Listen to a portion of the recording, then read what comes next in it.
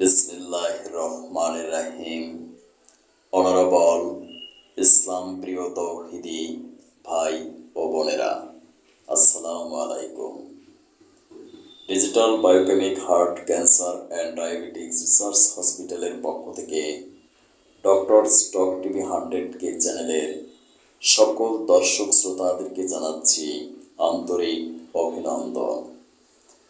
আজ আমি পাঠ করব সূরা আল হিজর, আয়াত 61 থেকে 70 পর্যন্ত। আয়াত 61। যখন ফেরেশতারা লূতের পরিবার পরিজনদের কাছে এসে উপস্থিত হলো। আয়াত 62। তিনি লূত আলাইহিস সালাম বললেন, তোমরা কারা, যাদেরকে অপরিচিত জন বলে মনে হয়? আয়াত 63। তারা বলল, না, আসলে তা নয়, আমরা তো বরং তাদের কাছে সে শাস্তির বিষয়টাই নিয়ে এসেছি যার ব্যাপারে তারা ছিল সন্দিগ্ধ। আয়াত 64।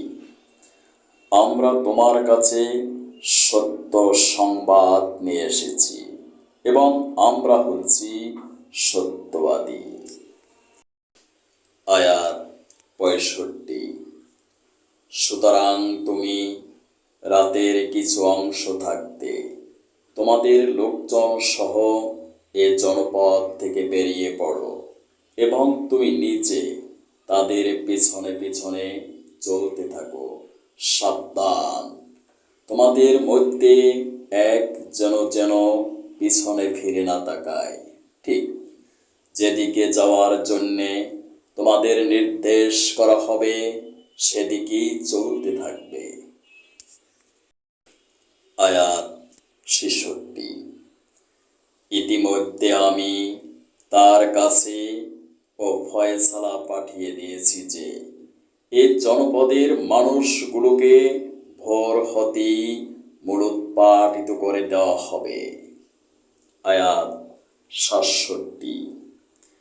ইতিমধ্যে নগরের অধিবাসীরা উল্লাসিত হয়ে লূতের কাছে এসে উপস্থিত হলো। আয়াত 68। এদের আসতে দেখে সে বলল, হে আমার দেশবাসী, এরা হচ্ছে আমার মেহমান, এদের সাথে খারাপ আচরণ করে তোমরা আমাকে অপমান করো না। আয়াত 69।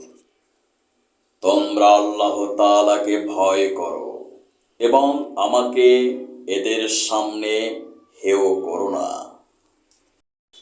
আয়াত 70। তারা বলল, আমরা কি তোমাকে সৃষ্টিকুলের মেহমানদারি করা থেকে নিষেধ করিনি?